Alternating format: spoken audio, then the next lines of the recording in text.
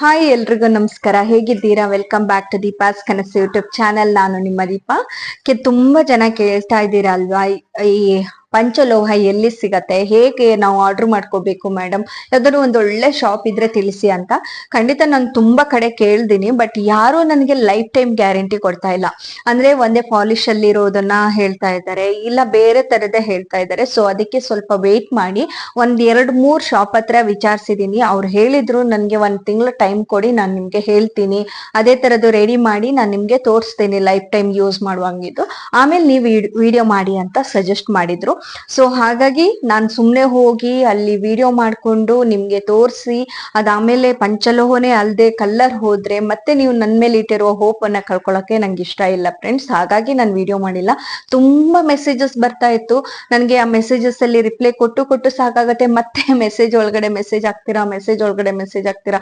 Please ma'am, ಒಂದು request ಅಂತ ನಾನು ಕೂಡ ನಿಮ್ ರಿಕ್ವೆಸ್ಟ್ ಮಾಡ್ತೀನಿ.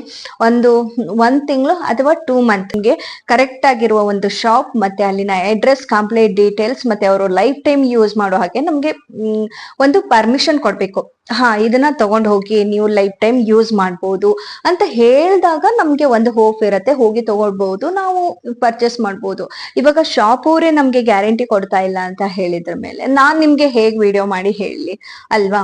ಸೊ ಒಟ್ಟೊಟ್ಟು ಏನೋ ಒಂದು ಹೇಳ್ಬೇಕಲ್ಲ ಅಂತ ಹೇಳೋದಕ್ಕೆ ಸಾಧ್ಯ ಆಗಲ್ಲ. ಸೊ ಅದಕ್ಕೆ ನೀವೆಲ್ರೂ ಕೇಳ್ತಿರೋ ಪ್ರಶ್ನೆಗೆ ಒಂದ್ ಸ್ವಲ್ಪ ದಿನ ಟೈಮ್ ಕೊಡಿ. ಅವ್ರು ನನ್ಗೆ ಮಾಡಿ ಕೊಡ್ತೀನಿ ಅಂತ ಹೇಳಿದ್ದಾರೆ. ಅದನ್ನ ನೋಡ್ಕೊಂಡು ಕರೆಕ್ಟ್ ಆಗಿದೆಯಾ ಅಂತ ಅನ್ಕೊಂಡಾದ್ಮೇಲೆನೆ ನನ್ಗೆ ಒಂದು ಹೋಪ್ ಸಿಕ್ಕಿದಾದ್ಮೇಲೆ ನಾನು ನಿಮ್ಗೆ ವಿಡಿಯೋ ಮಾಡಿ ತಿಳಿಸ್ತೀನಿ.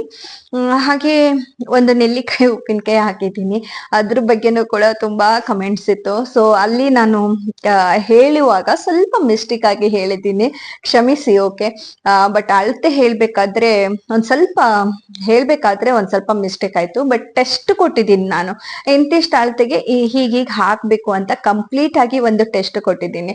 ಬಟ್ ನಿಮ್ಗೆ ಅದನ್ನ ನೋಡಿದ್ರೆ ಕಂಪ್ಲೀಟ್ ಆಗಿ ಗೊತ್ತಾಗೋದು. ಆಕ್ಚುಲಿ ನೀವು ಅದನ್ನ ನೋಡಿದಿರೋ ಇಲ್ವೋ ಗೊತ್ತಿಲ್ಲ ನನ್ಗೆ, ಬಟ್ ತುಂಬಾ ಜನ ಕೇಳ್ತೀರಾ ಮೇಡಮ್ ನೀವು ಅಳತೆ ತಪ್ಪು ಹೇಳಿದೀರಾ, ಬಟ್ ಏನೋ ಚೆನ್ನಾಗ್ ಬಂದಿದೆ ಅಂತ ಲಾಸ್ಟ್ ಅಲ್ಲಿ ಒಂದು ಹೋಪ್ ಇಟ್ ಕೂಡ ಮೆಸೇಜ್ ಮಾಡಿದೀರಾ. ಅದಂತೂ ನೋಡಿ ತುಂಬಾನೇ ಖುಷಿ ಆಗತ್ತೆ ಒಮ್ಮೊಮ್ಮೆ.